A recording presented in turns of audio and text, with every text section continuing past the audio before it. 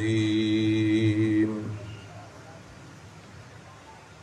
بسم الله الرحمن الرحيم الحمد لله رب العالمين والصلاة والسلام على سيد الأنبياء والمرسلين أبي القاسم محمد اللهم صل على محمد وآله الطيبين الطاهرين المعصومين أما بعد فقد قال الله تعالى في كتاب المجيد بسم الله الرحمن الرحيم من قتل نفسا بغير نفس أو فساد في الأرض فكأنما قتل الناس جميعا ومن أحياها فكأنما أحيا الناس جميعا وقال النبي صلى الله عليه وآله وسلم إن الحسين مصباح الهدى وسفينة النجاة صلوات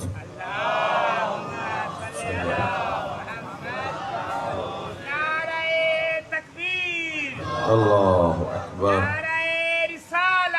يا رسول الله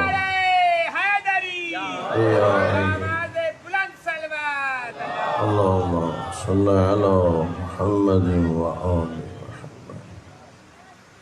سامعین محترم، مسلسل آپ کی خدمت میں اس حوالے سے گفتگو ہو رہی ہے کہ آپ اور میں سمجھ سکیں کہ امام حسین علیہ السلام کربلا کے ذریعے کیا پیغام دینا چاہتے ہیں۔ اس کے لیے قرآن مجید کی آیہ کریمہ جو مسلسل آپ کی خدمت میں تلاوت کر رہا ہوں، اس میں اللہ رب العزت نے دو گناہوں کا تذکرہ کیا ہے۔ ایک جو کسی بے گناہ انسان کا خون بہائے یا اللہ کی زمین پر فساد پھیلائے، گویا وہ ایسے ہی ہے جیسے اس نے تمام انسانوں کا خون بہایا ہو۔ آیت کے اس حصے کے مصادیق بہت ہیں، ان میں سے ایک ہے یزید کہ جس میں بے گناہ اور معصومین کا خون بہایا اور اللہ کی زمین پر فساد پھیلایا۔ آیت کا دوسرا حصہ ہے وَمَنْ أَحْيَاهَا، جس نے کسی ایک انسان کو زندگی عطا کی، اور امام حسین تو وہ ہیں کہ جنہوں نے اسلام کو قیامت تک کے لیے زندہ کر دیا۔ توجہ فرما رہے ہیں؟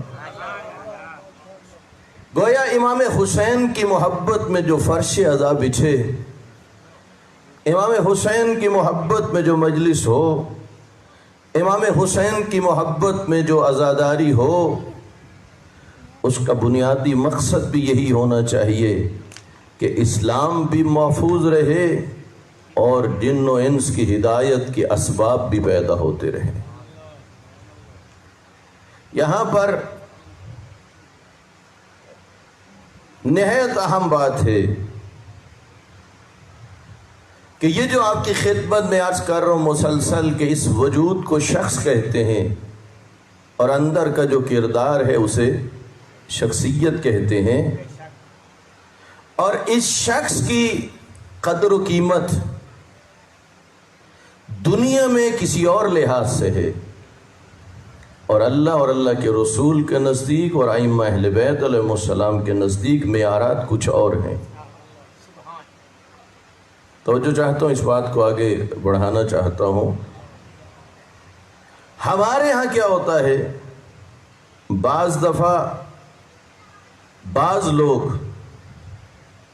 کسی کے عہدے اور منصب کو اس کے لیے باعث احترام سمجھتے ہیں۔ کبھی کوئی کسی کی دولت کو، کبھی کسی کے کسی ہنر کو، ان چیزوں کو سامنے رکھ کے وہ سمجھتے ہیں کہ یہ عزت والے ہیں، اور وہ لوگ بھی یہ سمجھتے ہیں کہ اس وجہ سے ہم کیا ہیں، صاحب عزت ہیں۔ لیکن آئیں، اللہ رب العزت کے نزدیک صاحب عزت بننے کے لیے کیا کرنا پڑتا ہے؟ تو جو فرما رہے ہیں، دنیا میں معیارات کیا ہیں، کچھ اور ہیں۔ یہ تھوڑا تھوڑا ماشاءاللہ سبحان اللہ کہتے رہا کریں۔ دنیا میں معیارات، یہ گفتگو کیوں کر رہا ہوں، اس کی وجہ سن لیجئے۔ آپ اور میں عادی ہو چکے ہیں کہ فقط نعروں والی گفتگو ہو، اور پڑھنے والے کے لیے بھی آسانی ہوتی ہے اور سننے والوں کے لیے بھی کیا ہوتی ہے۔ اور میں نے کئی مجالس میں الحمدللہ فضائل پڑھے، اور آپ مومنین نے بڑی داد بھی دی، آپ نے بڑی حوصلہ افزائی بھی کی۔ لیکن اگر ساری جتنی مجالس ہیں وہ فضائل میں ہی گزر جائیں، تو پھر اللہ کا رسول جو 23 سال اللہ کے پیغامات پہنچاتا رہا، اسے ہم کب پہنچائیں گے؟ اللہ اکبر، یا رسول اللہ، یا اللہم صلی علی محمد وآلہ۔ توجہ فرما رہی ہیں نہیں؟ اس لیے ضروری ہے، یا تو یوں ہو کہ ایک مجلس 3 حصوں میں تقسیم ہو جائے، جیسے بزرگ عالم دین قبلہ سید محب حسین شاہ صاحب فرمایا کرتے تھے، ارمان بھی پڑھوں گا، شان بھی پڑھوں گا، اور فرمان بھی پڑھوں گا۔ توجہ فرما رہے ہیں، یہ چیزیں بھی ہمارے لیے کیا ہیں، ضروری ہیں۔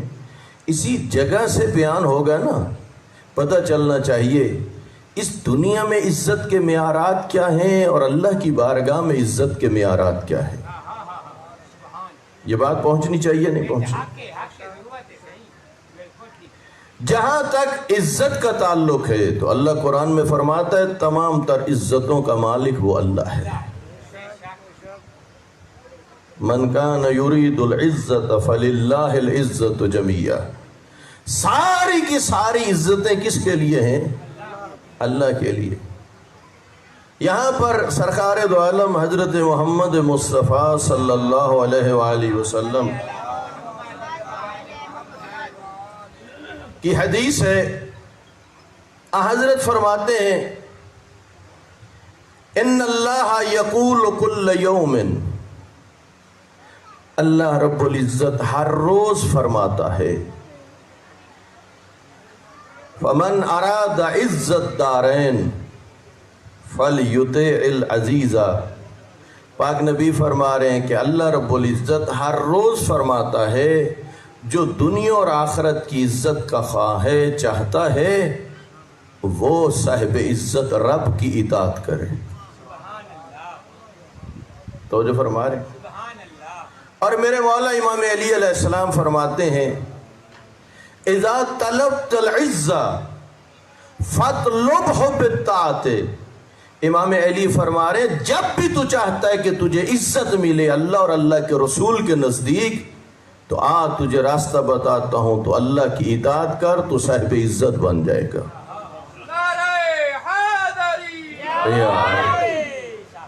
توجہ فرما رہے ہیں۔ اس لیے ضروری ہے کہ منبر امام حسین سے بیان ہو کہ عزت کیسے ملے گی۔ اب دیکھیے جو اللہ رب العزت نے میدان غدیر میں اعلان کروایا، من کنت مولا ہو فہذا علی مولا، اور اہل سنت کے بڑے بڑے علماء بھی اب اپنی تقاریر میں پیغمبر کی اس حدیث کو بیان کر رہے ہیں کہ جس کا میں حاکم ہوں اس کے علی حاکم ہیں. ہو مسلمان اور پھر پیغمبر کی اس حدیث کا کر دے انکار تو گویا ہو گیا اللہ کا انکار. وہ لوگوں کی نگاہوں میں تو عزت والا بن سکتا ہے، اللہ اور اللہ کے رسول کی نگاہ میں کوئی عزت نہیں. کیوں عزت نہیں؟ اس لیے کہ اس نے اللہ کے حکم کی اطاعت نہیں کی. حتیٰ کہ حضرت امام جعفر صادق علیہ السلام نے اللہم صلی اللہ علیہ ارشاد فرمایا، کہا شیطان نے جب انکار کر دیا نا، اللہ نے کہا کہ سب آدم کو سجدہ کرو، تکبر کیا، خدا کے حکم کا انکار کر دیا، تو میرے امام نے فرمایا اب اگر ابلیس اللہ کا سجدہ کرے اس انکار کے بعد اور اتنا لمبا کرے جتنا دنیا کی عمر ہے، نہ خدا قبول کرے گا نہ اسے فائدہ پہنچے گا. یہ کہہ کے امام نے فرمایا اسی طرح جس نے اعلان غدیر کو قبول نہ کیا، نہ اللہ اس کی عبادتیں قبول کرے گا نہ اسے کوئی فائدہ پہنچے گا.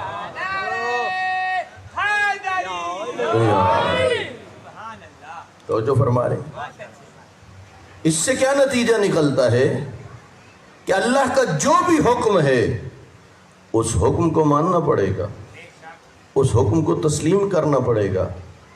پھر وہ بندہ جا کے اللہ کے ہاں کیا ہے، وہ صاحب عزت بنے گا. اس کے بغیر وہ صاحب عزت نہیں بن سکتا. تو اس سلسلے میں مسلمان 3 حصوں میں تقسیم ہیں. کچھ مسلمان وہ ہیں جنہوں نے کچھ باتوں کو نمازی ہو، امام حسین کی مجالس کے بعد وہ نمازی بننا چاہیے. اگر کوئی داڑھی مونڈتا ہے تو اسے داڑھی رکھنی چاہیے. اگر کوئی خمس کا پابند نہیں اسے خمس ادا کرنا چاہیے. اگر کوئی زکوٰۃ کا پابند نہیں تو اسے زکوٰۃ ادا کرنی چاہیے. یعنی جس چیز سے، اور اگر دیکھنا چاہیے، میں نے گزشتہ مجالس میں بھی عرض کیا کہ جو روح کی بیماریاں ہیں ان کے حوالے سے بہت فکر مند ہونا چاہیے. کیا کہیں میں حسد تو نہیں کرتا؟ تو جو فرما رہے ہیں، اور پیمانہ بتا دوں کیسے پتہ چلے گا. آپ کے کسی رشتہ دار، کسی عزیز کو اگر نوکری مل جائے اور دل میں یہ ہو کیوں ملی اس کی ہو، یہ کیوں نوکری سے مل گئی، تو سمجھ لو تم حسد کا شکار ہو. تو جو فرما رہے ہیں جائزہ لینا چاہیے کہ میری پوزیشن کیا ہے، میری صورتحال کیا ہے. اس لیے محرم یہ عشرہ یہ خمسہ فقط لباس بدلنا کافی نہیں ہے، بلکہ اپنے کردار کو بدلنا چاہیے. ایک کام بہت اچھا کرتے ہو، جب بیٹی یا بیٹا پیدا ہو نا، نام بڑے اچھے رکھتے ہو. کوئی اپنے بچے کا نام غلام حسین رکھتا ہے، تو جو فرما رہے ہیں بیٹی کا نام فاطمہ رکھتا ہے. نام اچھا رکھا، بہت اچھا کیا، لیکن ذمہ داری پوری نہیں ہوئی. ذمہ داری پوری تب ہوگی جس کا نام غلام حسین رکھا ہے وہ واقعاً حسین کا غلام ہونا چاہیے. جس نے نام کنیز فاطمہ رکھا وہ واقعاً کنیز فاطمہ ہونی چاہیے. اس لیے کہ یہ جو پیغمبر کی حدیث ہے، ان الحسین مصباح الہدی و سفینۃ النجات، میرا حسین وہ ہے جو چراغ ہدایت ہے، جو کشتی نجات ہے. اور میرے مسلمان بھائیوں، یہ چراغ جو دیکھ رہے ہو نا، ان کی دن کی روشنی میں ضرورت نہیں، لیکن حسین وہ چراغ ہے جس کے بغیر نہ رات کو گزارا ہے نہ دن کو گزارا ہے. کشتی ضرورت ہے پانی میں، لیکن امام حسین وہ کشتی ہیں جن کے بغیر نہ پانی پہ گزارا ہے نہ خشک پہ گزارا ہے. حضرت امام جعفر صادق علیہ السلام فرماتے ہیں،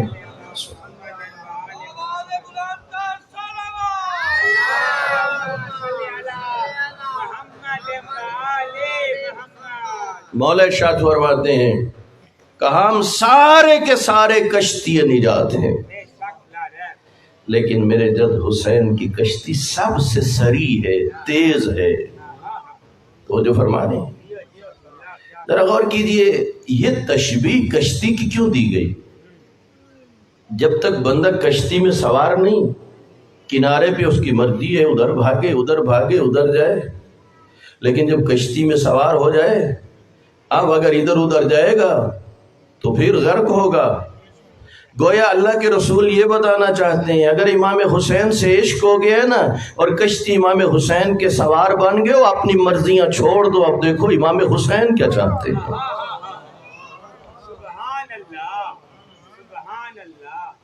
اس لیے پہلی مجلس کا جملہ عرض کر رہا ہوں، صورت کا خالق، اس شخص کا خالق وہ اللہ ہے، سیرت کا خالق، شخصیت کا خالق وہ خود انسان ہے۔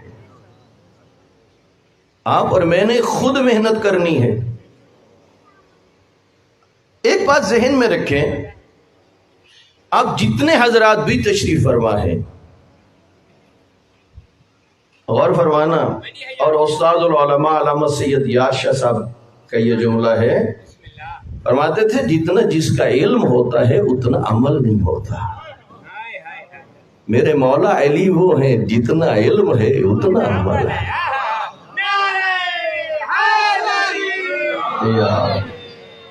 تو جو فرما رہے ہیں، اور ایک اور بڑا خوبصورت جملہ ہے، 4 چیزوں کو دیکھنا عبادت ہے۔ النظر الی الکعبہ عبادہ، کعبہ کو دیکھو تو عبادت ہے۔ بتاتے ہیں نا وہاں پر حج پہ، کہا طواف سے بھی تھک گئے، عمرے سے بھی تھک گئے، تلاوت بھی بہت کر لی، نوافل سے بھی تھک گئے اور کچھ نہیں کر سکتے، تو کعبے کو دیکھتے رہو۔ تو یہ بھی کیا ہے؟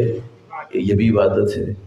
النظر الی العالم عبادہ، عالم کو دیکھنا بھی کیا ہے؟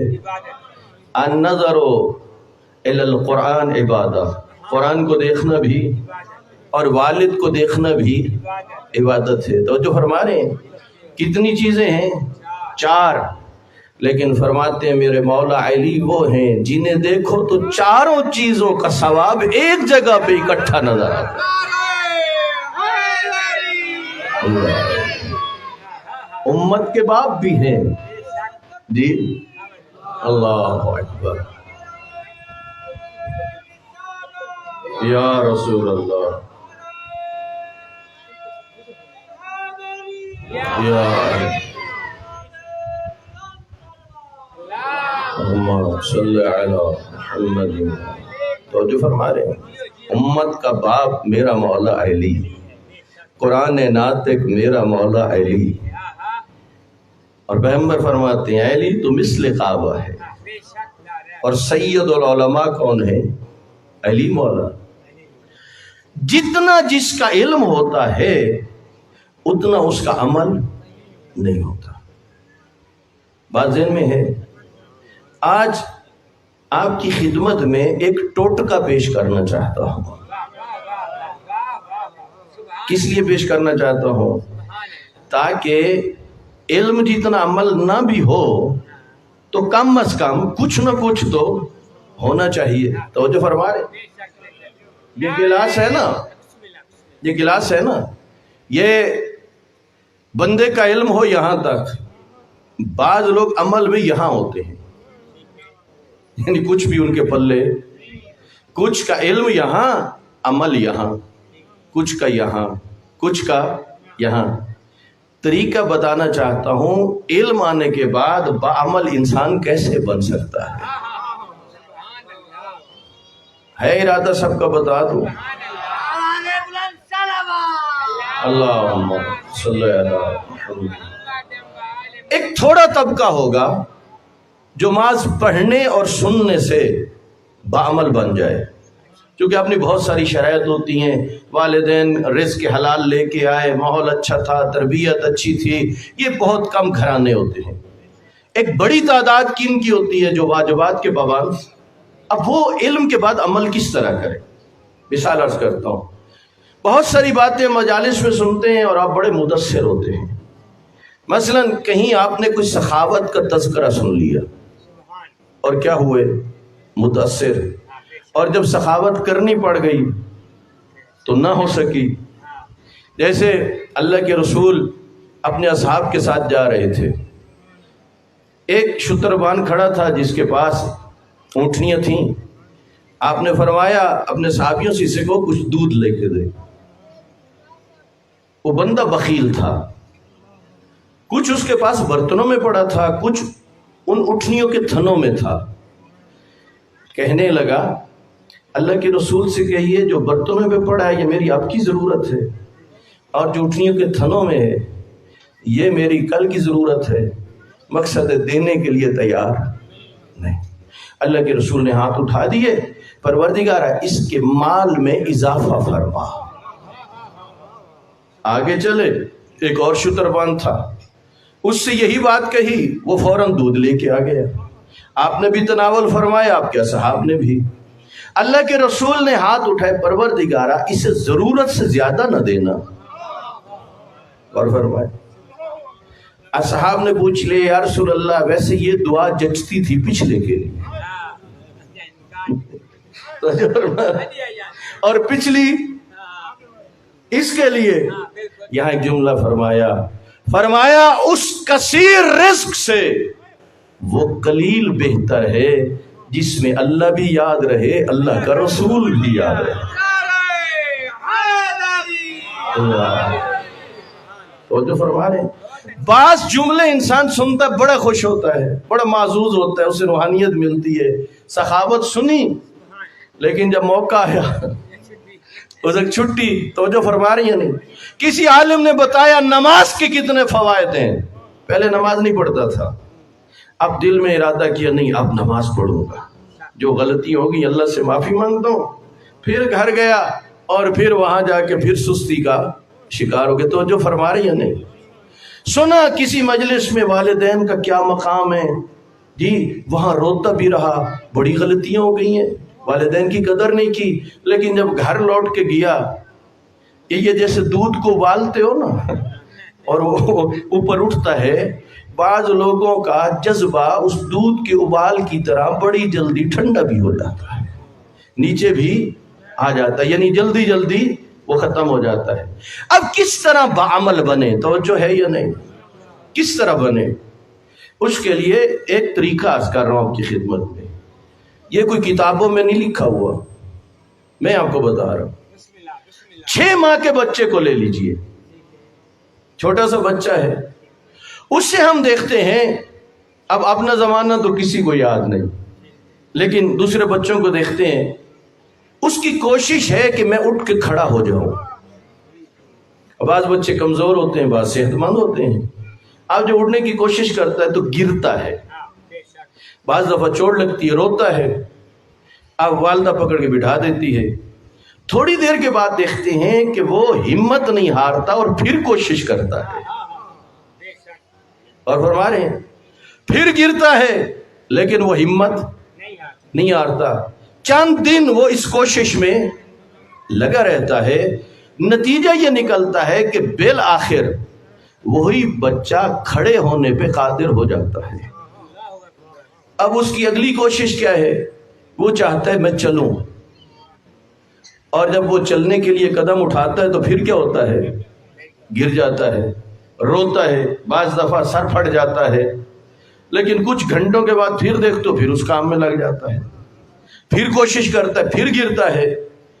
اگر باعمل بننا چاہتے ہو، دیکھیے بعض لوگوں کی عادت ہوتی ہے دوسروں کی توہین کرنا، جی کوئی نہ کوئی بات کہہ دینی، اب وہ گیا، اس کے دل میں خوف پیدا ہو گیا آئندہ یہ نہیں کروں گا، اب جب کیا ہے تو جیسے ہی وہ عادت بن گئی ہے نا، اب جیسے ہی اس نے توہین کا جملہ کہنا چاہا، اب فوری سوچے، اگر ذہن میں نہیں رہا تو گویا اس بچے کی طرح گر گیا، بعد میں تو ذہن میں آ جائے گی بات، تو وہ ذہن میں یہ ڈال لے چلو بچہ گرتا ہے ہمت تو نہیں ہارتا، میں بھی ہمت نہیں ہاروں گا، چلو اگلی دفعہ کوشش کروں گا۔ جس نے نیت کی کہ میں نماز کا پابند بنوں گا، صبح کے ارادہ کیا نہیں اٹھ سکا، اب وہ بچے کی طرح سوچے کوئی بات نہیں ظہرین پہ کوشش کرتا ہوں، اگر پھر وہاں ناکام ہوا تو میں مغربین پہ کوشش کرتا ہوں، پھر وہ ناکام ہوا تو اگلے صبح کے لیے کوشش کرتا ہوں. یعنی اس بچے کی طرح ہمت نہیں ہارنی، کوشش کو جاری رکھنا ہے. جب کوشش جاری رکھو گے تو قدرت کا وعدہ ہے اس نیک کام میں اللہ تمہارا مددگار بن جائے گا.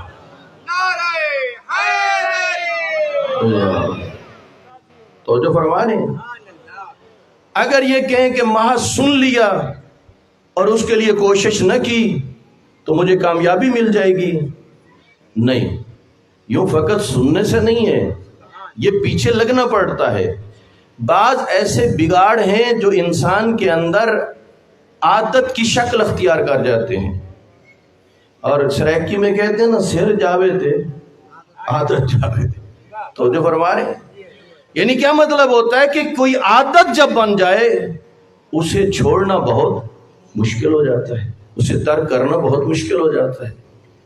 اس لیے سامعین محترم، آپ کا ہدف اور ٹارگٹ فقط علم حاصل کرنا نہیں ہونا چاہیے، بلکہ اس علم کے ساتھ آپ کا ہدف یہ ہونا چاہیے کہ میں باعمل بھی بن جاؤں.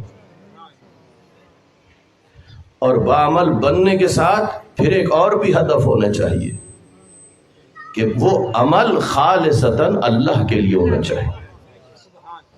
تو جو فرما رہے ہیں، اور بڑی خوبصورت حدیث ہے اور میں آپ کی خدمت میں بیان کر دوں. الناس کلہم ہالکون، جتنے لوگ ہیں سارے کے سارے ہلاک ہیں، الا العالمون، مگر ہلاکت سے بچیں گے جو صاحبان علم ہوں گے. والعالمون کلہم ہالکون، سارے صاحبان علم بھی ہلاک ہیں. الا العاملون، مگر کون ہلاکت سے بچیں گے؟ جو علم کے مطابق عمل بھی کرتے ہوں گے. والعاملون کلہم ہالکون، سارے بعمل بھی ہلاک ہیں. الا المخلصون، مگر وہ جن کا عمل خالصتاً اللہ کے لیے ہوگا. نماز پڑھ رہے تو اللہ کی خاطر، فرش عذاب بچھا رہے تو اللہ کی خاطر، اہل بیت سے محبت کرتا ہے تو اللہ کی خاطر، عزاداری کرتا ہے تو اللہ کی خاطر. ہر کام جب اللہ کے لیے کرے گا تو اس کے عمل میں ہوگا اخلاص. اور پتہ ہے جب اخلاص ہو تو اس عمل کی قدر و قیمت کتنی ہوتی ہے. جنگ خندق میں جب عمرو بن دواد داخل ہوا نا تو اس نے آ کے وہاں پر اسلام کا مذاق اڑایا. کس طرح؟ کہا آؤ میرے مقابلے میں، تمہارا یہ عقیدہ ہے کہ ہم مر جائیں تو جہنم میں جاتے ہیں اور تم مرو تو کدھر جاتے ہو. مذاق کیسے اڑا رہا تھا؟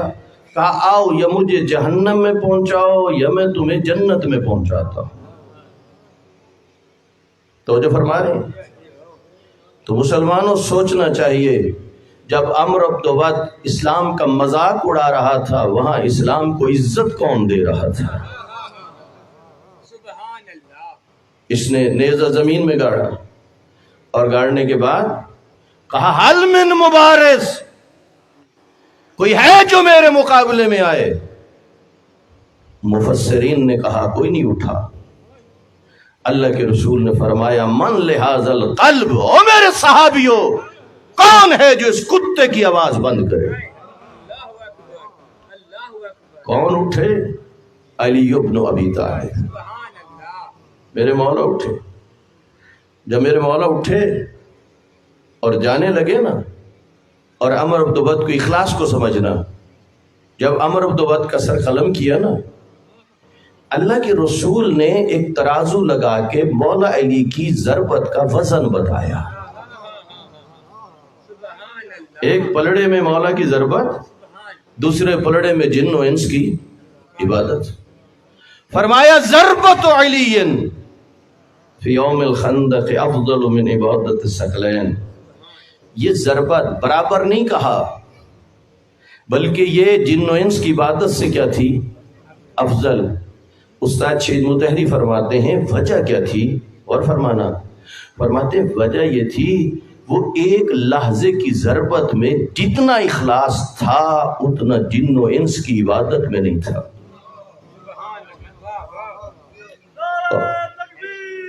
اللہ اکبر یا رسول اللہ.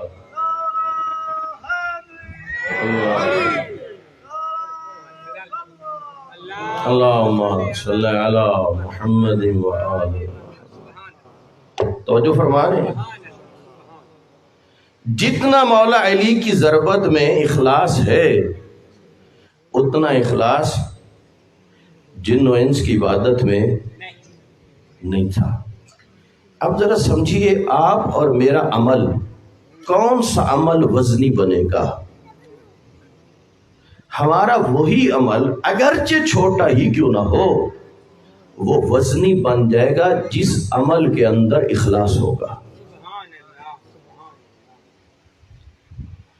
اس لیے پہلا مرحلہ آتا ہے علم کا اور دوسرا مرحلہ آتا ہے عمل کا اور تیسرا مرحلہ آتا ہے اخلاص کا. علم بھی ہونا چاہیے، عمل بھی ہونا چاہیے، اور وہ عمل کس کے لیے ہونا چاہیے؟ وہ خالصتاً اللہ کے لیے ہونا چاہیے. تبھی تو جب میرے مولا امام علی علیہ السلام کو اللہم صلی علی محمد رسول خدا نے فرمایا یا علی ایسا کرو میرے بستر پر سو جاؤ، اس لیے کہ میری جان کو خطرہ ہے. علی مولا نے کہا یا رسول اللہ کیا میرے سونے سے آپ کی جان بچ جائے گی؟ اللہ کے رسول نے فرمایا ہاں یا علی. فوراً علی مولا نے پیغمبر کھڑے تھے ایک شکر کے عنوان سے اللہ کی بارگاہ میں سجدہ ادا کیا. پھر اٹھے شیخ عباس قمی لکھتے ہیں رسول خدا نے مولا علی کو اپنے سینے سے لگا لیا اور رسول خدا زاروں قطار رو رہے تھے. اب اللہ کے رسول نے جانا ہے باہر اور 40 جنگجو تلواریں لے کے کھڑے تھے باہر. اب کیا کیا جائے؟ اگر انہیں اللہ کے رسول نظر آ جائیں تو وہ حملہ کر دیں گے. اب کچھ ایسا ہونا چاہیے کہ اللہ کا رسول انہیں نظر نہ آئے. شیخ عباس قمی نے لکھا ہے اللہ کے رسول نے کچھ آیتوں کی تلاوت کی اور دوسرا یہ لکھا کہ ایک مٹھی بھر تراب اٹھا کے ان کی طرف پھینکی. مٹی کتنے کام کیے؟ 2 کام. آیتوں کی تلاوت کی اور مٹھی بھر تراب پھینکی. یہ چیز باعث بنی انہیں اب کچھ دکھائی نہیں دے رہا تھا اور اللہ کے رسول وہاں سے چلے گئے. سوچتا ہوں یہ مٹھی بھر تراب پھینکنے کی حکمت کیا ہوگی؟ ان کفار کو اپنی طاقت پہ بڑا گھمنڈ تھا، انہیں بڑا ناز تھا. شاید مٹھی بھر تراب پھینکنے کی یہ حکمت ہو. او کفار مکہ، اپنی طاقت پہ بڑا ناز ہے، جب تم میں مٹھی بھر تراب کا مقابلہ کرنے کی ہمت نہیں، جسے سلایا ہے وہ ابو تراب ہے.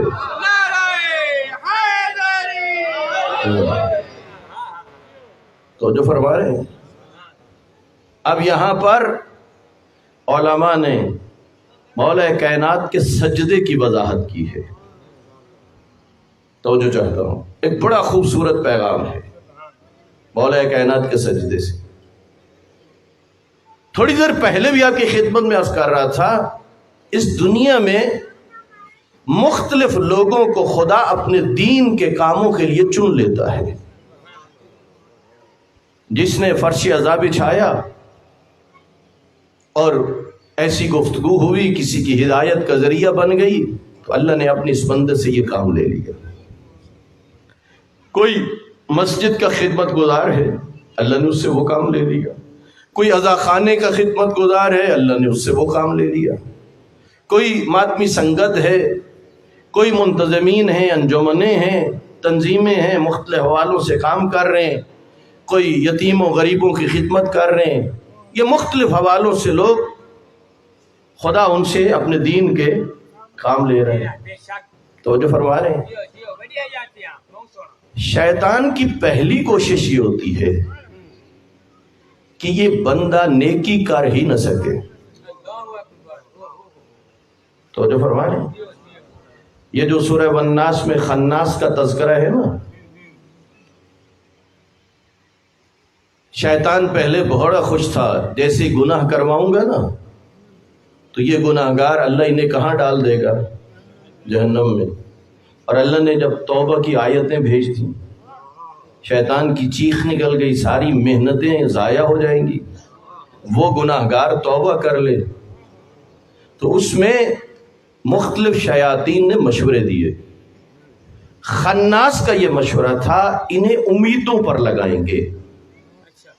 مثلا کتنے لوگ ہیں جو کہتے ہیں چلو یہ ابھی حرام کھا لیں تو پھر توبہ کر لیں گے، یہ گناہ کر لیں پھر توبہ کر لیں گے۔ کئی بندے کہتے ہیں چلو کل سے نماز شروع کریں گے، اب صبح جب کسی نے اٹھایا اور متوجہ ہوئے ادھر سے تھپکڑیاں آئیں گی، اٹھ لے ابھی رہتا ہے ٹائم تھوڑا سا، یہاں تک کہ سورج کیا ہوتا ہے، نکل آتا ہے، امیدیں ڈلائیں گے۔ تو جو فرما رہی ہیں نہیں، کوشش کی جا رہی ہے۔ شیطان کی پہلی کوشش یہ ہے کہ اللہ کا بندہ نیکی نہ کر سکے، اور اگلی کوشش یہ ہوتی ہے کہ اگر کر لی ہے تو اس کی نیکی ضائع ہو جائے۔ تو جو فرما رہے ہیں، پہلی کوشش کیا ہے؟ نیکی نہ کرے۔ اگلی کوشش ہے اگر کر لی ہے تو نیکی کیا ہونی چاہیے؟ جب ضائع ہوگی تو اسے اجر نہیں ملے گا، اور ضائع کب ہوتی ہے؟ جب ریاکاری ہو۔ تو جو فرما رہی ہیں نہیں، آئیے مولا کائنات کا سجدہ شکر ایک پیغام دے رہا ہے۔ کتنے طریقے اللہ کے رسول نے استعمال کیے، کچھ آیتوں کی تلاوت کی اور دوسری طرف کیا کیا؟ ایک مٹھی بھر تراب، توجہ رہے، دو کام کیے نا۔ گویا مولا کا سجدہ ہمیں یہ پیغام دے رہا قیامت تک کے لیے، اگر تم کوئی اچھے کام کر لو اپنی تعریفوں میں نہ لگے کرو، یہ نہ کہا کرو کہ میری وجہ سے عزاداری ہے، نہ کہو کرو کہ میری وجہ سے مجالس ہیں، نہ کہا کرو میری وجہ سے مسجد آباد ہے، میری وجہ سے امام بارگاہ آباد ہے، نہ، بلکہ مولا کا یہ سجدہ شکر بتا رہا ہے کہ مولا علی سجدہ شکر ادا کر کے کہہ رہے ہیں پروردگارا اگر تو چاہتا میرے علاوہ کسی اور طریقے سے اپنے نبی کی جان بچا سکتا تھا، تو نے سارے طریقے چھوڑ کے علی کو نبی کا فدیہ قرار دیا، علی تیرا شکر ادا کرتا ہے۔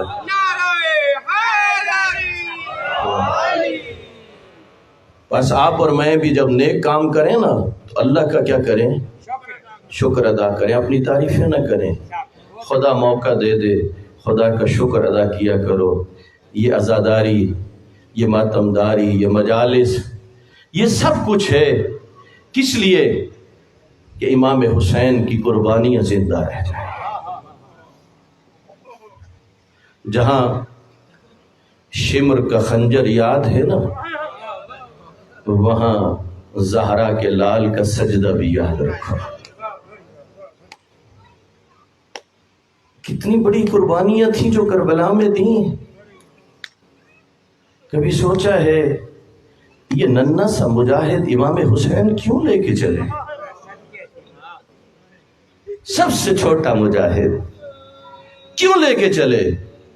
جب فرما رہے تھے نا حل من ناصر ینصرنا وحل من ذاب یذب عن حرم رسول اللہ، غربت کے استغاث سے سن کے نبی زادیوں کے رونے کی آواز بلند ہوئی اور آپ خیمے میں آئے تو گویا ننھے ہاتھ بڑھا کے کہہ رہا تھا بابا میں جو بھی موجود ہوں۔ ہاتھوں پہ اٹھایا ہے، آئے میدان میں، فوجی اشکیا سے کہنے لگے یا قومو قد قتلتم شیعتی واہل بیتی وقد باقی ھذا الطفل، فرماتے ہیں تم نے میرے اصحاب کو بھی مار ڈالا، میری اہل بیت کو بھی مار ڈالا، بچ گیا ہے ایک بچہ، اسے تو پانی دے دو۔ پانی کس شکل میں ملا؟ ہرملے نے ایک 3 شعبہ تیر چھوڑا۔ خمسہ مجالس کی آخری مجلس ہے، آؤ جی بھر کے پرسہ دے لو، साहिब अज़ा ज़माने का इमाम है।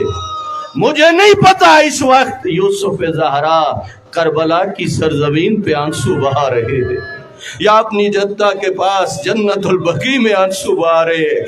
ऐ हमारे मौला, ये आपके जद की ये सफ़े अज़ा है।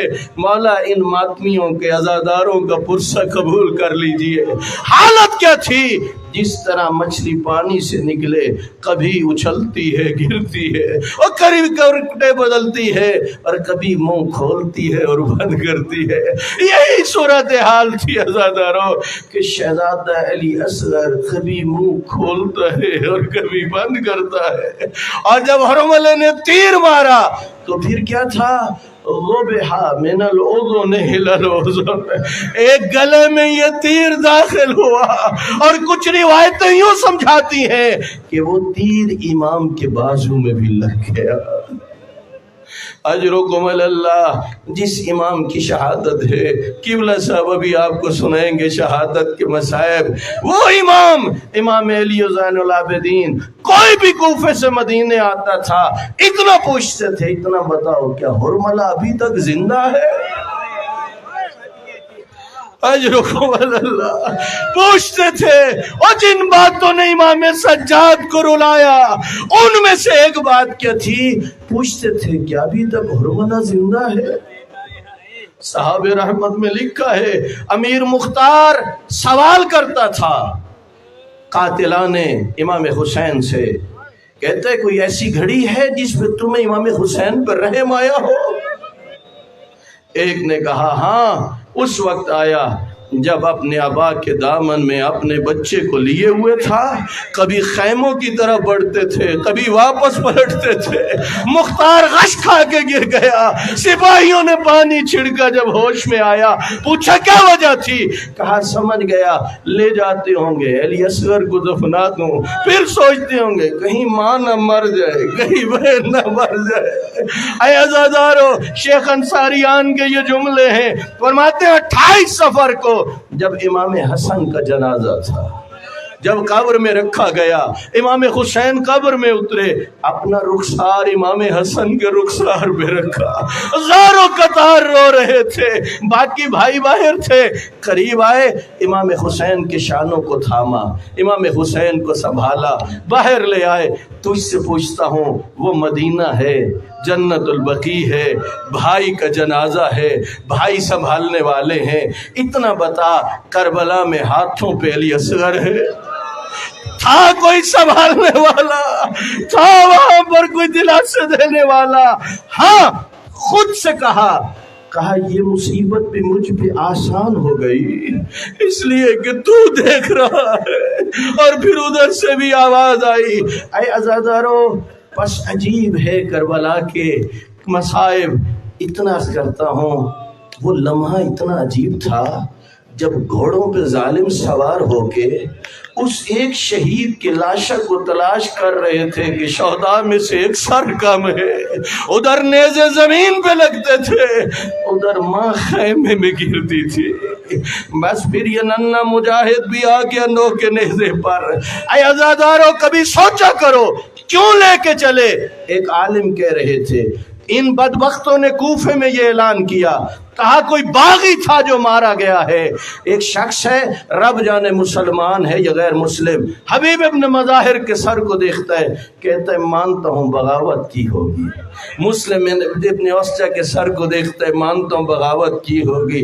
जब रुबाब के शिशमाह पे निगाह पड़ी, रो के कहता है तुम झूठ बोलते हो, क्या ये बच्चा भी बागी है? नौ के नेज़े पे सवार होके हर जगह गवाही दी, लोगों धोखे में ना आना, वहां तो नबी का बेटा मारा गया है। अल्लाह